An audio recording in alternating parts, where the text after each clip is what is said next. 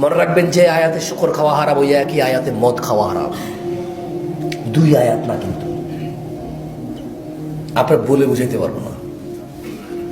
আপনি কোরআনকে কিভাবে ত্যাগ করেছেন? কোরআনের অর্ধেক মানেন, অর্ধেক মানেন না। ইহুদি নাসারারা যেরকম জট্টুক পক্ষে আসে উট্টুক, জট্টুক পক্ষে আসে না, উট্টুক না।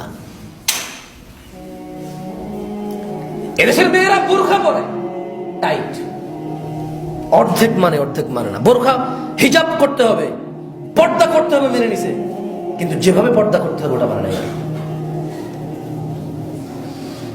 এদেশের মানুষ স্বীকার করে নামাজ না পড়লে কাফের মুশরিক হয়ে যায়, তবে শুধু জুমাটা পড়ে।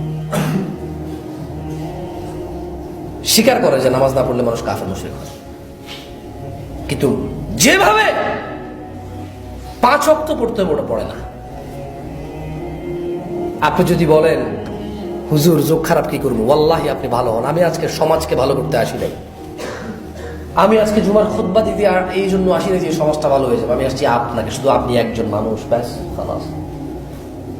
আপনার পরিবার শুধু আপনি, ব্যাস। তোমার বয়স এখনো 20-22, বিয়ে করো নাই, ইটস ওকে, টোটালি ফাইন। তোমার বিয়ে ইনশাল্লাহ হবে, তুমি করে ফেলবা খুব শীঘ্রই হয়তো। তুমি ভালো হয়ে যাও ভাইয়া, তোমার বউটা ভালো হয়ে যাবে। তোমার বউটাকে বলো ভালো হয়ে যেতে, তোমার সন্তান ভালো হবে। তুমি বিশ্বাস করো, তুমি হারামকে যদি হারাম মনে করো।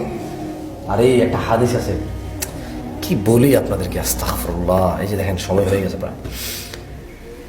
এক লোক এসে আল্লাহ নবী সাল্লাল্লাহু আলাইহি ওয়াসাল্লামকে বলল, ইয়া রাসূলুল্লাহ সাল্লাল্লাহু আলাইহি ওয়াসাল্লাম,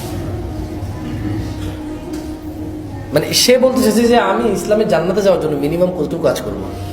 আল্লাহ নবী তাকে বলছেন, দিনে যদি 17 রাকাত নামাজ পড়ে, 17 রাকাত নামাজ, রমজান মাস আসলে রোজা রাখে। কেন, কোন মাস?